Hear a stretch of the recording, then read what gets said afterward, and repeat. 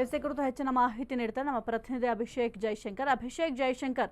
ಸದ್ಯಕ್ಕೆ ಬಾಂಗ್ಲಾ ಮಾಜಿ ಪ್ರಧಾನಿ ಶೇಖ್ ಹಸೀನಾಗೆ ಗಲ್ಲು ಶಿಕ್ಷೆಯನ್ನ ಪ್ರಕಟ ಮಾಡಲಾಗಿದೆ. ಈ ಕುರಿತು ಹೆಚ್ಚಿನ ಮಾಹಿತಿ ಏನಿದೆ?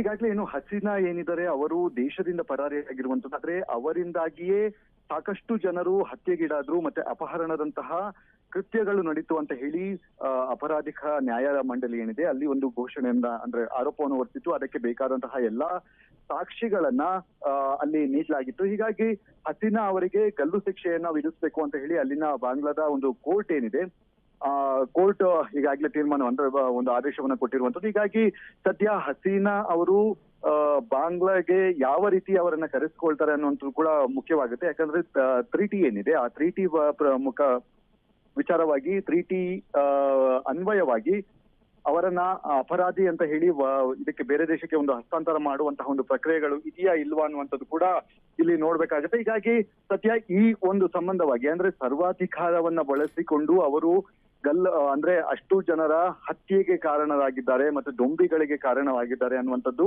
ಇಲ್ಲಿ ಆರೋಪ ಆಗಿತ್ತು. ಈ ಹಿನ್ನೆಲೆಯಲ್ಲಿ ಅವರಿಗೆ ಈ ಹಿಂದೆಯೂ ಕೂಡ ಅಂದ್ರೆ ಸಾಕಷ್ಟು ಆರೋಪಗಳು ಬಂದಂತಹ ಹಿನ್ನೆಲೆಯಲ್ಲಿ ಸಾಕಷ್ಟು ಅವರ ವಿರುದ್ಧ ದಂಗೆ ಏನು ಎದ್ದಿತ್ತು. ಆ ಸಂದರ್ಭದಲ್ಲಿಯೇ ಅವರು ತಪ್ಪಿತಸ್ಥರು ಅಂತ ಹೇಳಿ ಪ್ರೂವ್ ಆಗಿತ್ತು. ಆದ್ರೆ ನಂತರ ಅವರು ಬಾಂಗ್ಲಾದಲ್ಲಿ ಗಲಭೆ ಆದ ಬಳಿಕ ಬೇರೆ ದೇಶಕ್ಕೆ ಒಂದು ಪರಾರಿಯಾದ ಬಳಿಕ ಅವರಿಂದಲೇ ಈ ರೀತಿಯಾದಂತಹ ಒಂದು ಹತ್ಯೆಗಳು ಎರಡು ಜನಾಂಗದ ಮಧ್ಯೆ ನಡೆದಿರುವಂತದ್ದು. ಸಾಕಷ್ಟು ಹಿಂದೂ ನರಮೇಧಗಳು ಕೂಡ ಅಲ್ಲಿ ನಡೆದಿತ್ತು. ಹೀಗಾಗಿ ಇದೆಲ್ಲದಕ್ಕೂ ಕಾರಣಕರ್ತರಾಗಿರೋದು ಹಸೀನಾ ಅನ್ನುವಂತಹ ಏನಿದ್ದಾರೆ ಅವರು. ಹೀಗಾಗಿ ಅಂತಹ ಮಹಿಳೆಗೆ ಈ ರೀತಿಯಾದಂತಹ ದೋಷಾರೋಪಣ ಪಟ್ಟಿಯನ್ನ ಸಲ್ಲಿಕೆಯನ್ನ ಮಾಡಿ ನಂತರ ಅವರಿಗೆ ಸಾಬೀತಾಗಿರುವಂತಹ ಒಂದು ಕಾರಣದಿಂದಾಗಿ ಗಲ್ಲು ಶಿಕ್ಷೆಯನ್ನ ನೀಡಲಾಗಿರುವಂತದ್ದು. ಹೀಗಾಗಿ ಸದ್ಯ ಮುಂದಿನ ಪ್ರಕ್ರಿಯೆ ಯಾವ ರೀತಿ ಇರುತ್ತೆ ಅನ್ನುವಂಥದ್ದು ಕೂಡ ಕಾದ್ ನೋಡ್ಬೇಕಾಗಿದೆ. ಅವರನ್ನ ಯಾವ ರೀತಿ ಕರೆಸ್ಕೊಳ್ತಾರೆ ಅಂದ್ರೆ ತಮ್ಮ ದೇಶಕ್ಕೆ ಯಾವ ರೀತಿ ಕರೆಸ್ಕೊಳ್ತಾರೆ ಅನ್ನುವಂಥದ್ದು ಕೂಡ ಕುತೂಹಲಕ್ಕೆ ಕಾರಣ ಆಗಿದೆ ಮುಂದಿನ ದಿನಗಳಲ್ಲಿ. ಸಾಹಿತ್ಯ. ಓಕೆ, ಥ್ಯಾಂಕ್ ಯು ಅಭಿಷೇಕ್ ನಿಮ್ಮೆಲ್ಲ ಮಾಹಿತಿಗಾಗಿ.